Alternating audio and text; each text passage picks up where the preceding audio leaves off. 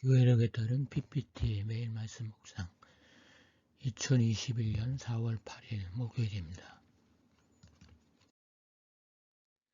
오늘의 말씀 다니엘 1장 1에서 21절, 사도행전 2장 42에서 47절입니다. 오늘의 말씀 첫 번째 본문 다니엘 1장입니다.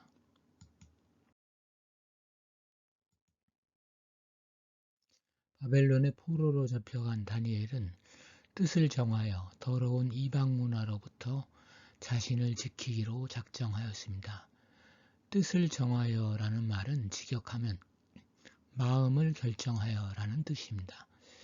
히브리적 사고에 의하면 마음은 인간 육체의 중심부에 있는 기관으로 모든 기능의 근원적인 출발지이며 전 인격의 속성을 결정적으로 좌우하는 곳입니다. 즉 인간의 마음은 인간 자아의 의식적이고 세심한 정신적 활동을 지배하는 기관인 것입니다. 먼저 그는 왕이 제공하는 포도주와 진미를 거부합니다. 몸을 더럽히는 것이기 때문입니다. 대신 그는 채식을 합니다. 유대인들은 모세의 율법에 의한 음식 규정을 지켰습니다. 왕이 제공하는 음식에 들어있는 고기들은 모세 율법의 기준에 맞지 않고 포도주는 우상에게 바쳐졌던 것들입니다. 그래서 다니엘이 궁정 음식을 거부한 것은 우상 숭배를 거부한 것과 같습니다. 오늘날도 경건한 유대인들이 비유대적 사회 환경에서 살아갈 때 엄격한 음식 규정을 준수하고 있습니다. 탈무드는 이방의 생산자에 의해 제공된 빵이나 우유나 기름 등을 마시는 것을 금지하고 있습니다. 유대인들은 종교인뿐 아니라 일반인들도 코셔라는 유대 식사법을 철저히 지키고 있습니다.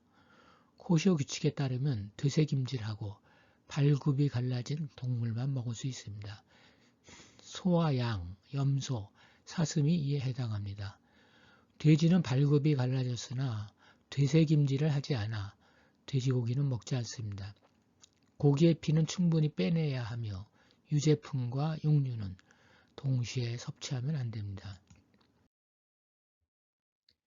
음식뿐만이 아니었습니다. 다니엘은 자기 정신까지 지켜나갔습니다. 음식을 통해 자신의 몸을 정결케 한 다니엘에게 하나님께서는 지식을 얻게 하시고 문학과 학문에 능통하게 하셨습니다. 그 밖에도 환상과 온갖 꿈을 해석하는 능력까지 주셨습니다. 다니엘의 재능은 하나님으로부터 오는 특별한 지혜이며 미래에 일어날 세계 사건들을 완벽하게 풀이할 수 있는 중요한 도구인 것입니다. 다니엘은 이방 나라에 끌려갔지만 하나님의 백성으로서 자신의 몸과 정신을 지켜나갔습니다. 우리의 정신 역시 성경적이지 않은 왜곡된 사상에 물들어 있지는 않습니까? 사상에 가치 중립적인 것은 없습니다. 교회의 역사와 전통을 보면 금식, 금욕, 그것과 계시의 수령 사이에는 밀접한 관계가 있습니다. 누군가 하나님 앞에 바로 서고자 하는 간절한 마음이 있을 때 그는 음식을 끊습니다. 음식 섭취는 생명 유지와 직결되기 때문에 금식은 생명을 내려놓는 간절함의 표시이기도 합니다. 오늘날에도 경건한 그리스도인들은 기름진 음식과 독한 음료의 절제를 통해 하나님의 거룩한 영의 임재를 체험하고 있습니다. 우리는 지금 다른 나라의 지배를 받고 있지 않습니다. 그러나 신앙적으로는 강력한 이방의 영향을 받고 있습니다. 그와 같은 영향력 속에서 신앙인으로 우리의 마음과 몸을 지키는 일은 최소한의 일입니다. 사실 우리는 세속적 영향력을 신앙적으로 생각하지 않기 때문에 그로부터 자신을 지켜야 한다는 생각을 하지 못합니다. 찬양 시 악기 연주의 음향이나 연주 방식, 또 말씀 선포자의 복장 등 어설프게 세상을 따라가는 모습들입니다.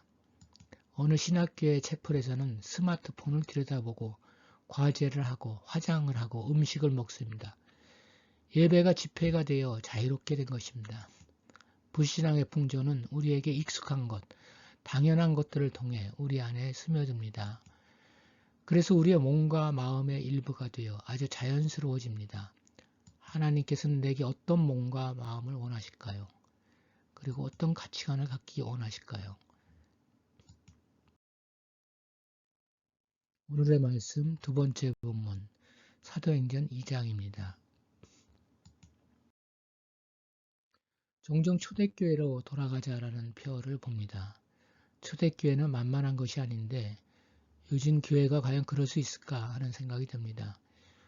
오늘의 교회와 초대교회는 멀어져도 너무 멀어졌다고 생각하기 때문입니다. 오늘 말씀은 초대교회 신자들의 삶에 관한 내용입니다. 브리테니카 백과사전 제13판은 이를 다음과 같이 요약합니다. 초대교회 신자들은 그들의 신앙생활의 진정성을 다음과 같은 행위들을 통해 보여주었습니다. 첫 번째, 사도의 가르침. 처음에는 구두로 증거되었다가 지금은 신약 성경으로 보존되어 있는 사도들의 영감받은 가르침을 의미합니다. 두 번째, 교제. 이것은 재물의 공유, 성령의 공유, 성도들 사이의 내적인 교제, 공동체 식탁 교제 등 다양하게 이해됩니다. 새 생명을 갖게 된 새 신자들이 하나님의 백성들과 함께 어울리고자 하고 그들과 소유물을 나누고자 하는 마음이라고 할 수 있습니다. 떡을 땜, 이 말은 쥐의 만찬과 식사를 하는 두 경우에 사용되었습니다. 초대교회는 매주일 첫날 떡을 떼는 것이었습니다. 떡을 떼었습니다. 그리고 다른 성도에 대한 사랑의 표현으로서 애찬이 쥐의 만찬과 더불어 행해졌습니다. 네 번째, 기도. 기도는 예배와 봉사 등에서 철저하게 주님을 의존한다는 표현입니다. 신자들은 지속적으로 함께 모여 모든 물건을 공동으로 사용하였습니다. 강력한 하나님의 사랑이 그들의 마음에 임하였고 그 때문에 그들은 자기 재산과 소유물을 자신의 것으로 주장하지 않았습니다. 성도의 교제 가운데 진정한 필요가 요청될 때마다 그들은 개인의 재산을 팔았고 그것을 분배하였습니다. 신자들에게 임한 하나님의 사랑이 타락한 본성에서 나온 이기심을 지배했습니다. 초대교회 신자들은 자신들이 주님께 어떠한 존재들이었는가에 대한 깨달음과 반대로 자신들에게 주님께서 어떠한 분이셨는가에 대한 인식 때문에 그 같은 사랑의 나눔을 실천할 수 있었습니다. 자신의 전 재산과 사적 소유물을 나누는 일이 성령 충만한 삶의 열매로 나타난 것입니다. 참 그리스도인은 다른 사람이 너무 적게 소유하고 있을 때 자신은 많이 소유하고 있는 것을 견딜 수 없어 합니다.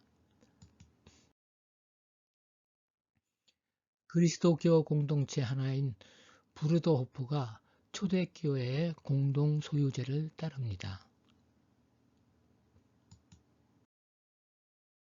초대교회 신자들은 모이기에 힘썼습니다. 성도들은 날마다 성전, 그 성전뜰에 모였습니다. 그곳에서 그들은 구약 성경을 봉독하고 그 말씀에 대한 해석을 청종하였습니다. 그리고 교회에서도 모임을 가졌습니다. 거기서 교회의 이상적인 모습, 사도의 가르침, 교제, 떡을 떼는 일, 그리고 기도가 행해졌습니다. 그리고 교인들의 가정에서 소그룹으로 모였습니다. 거기서 집에서 떡을 떼며 기쁨과 순전한 마음으로 음식을 먹었습니다.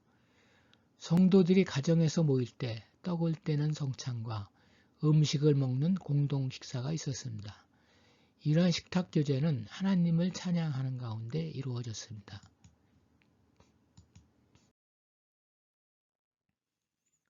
코로나19 사태가 지속되면서 교회에서의 예배까지 금지되고 있습니다. 신자들이 함께 모이지 못하는 상황은 심각합니다.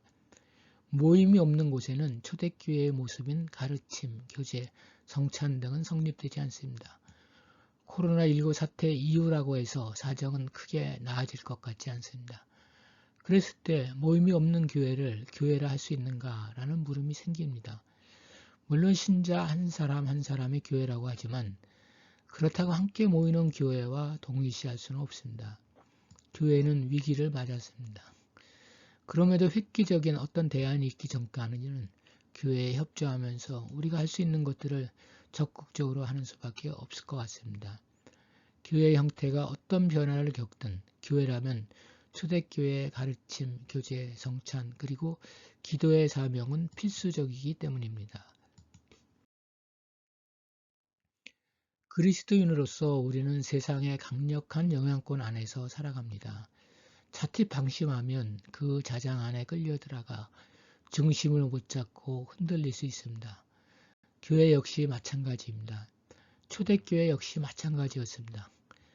그러나 초대교회의 예를 통해서 볼 수 있는 것은 교회가 세상 안에서 어려움을 겪지만 그럼에도 불구하고 세상을 이길 수 있는 것은 교회뿐입니다.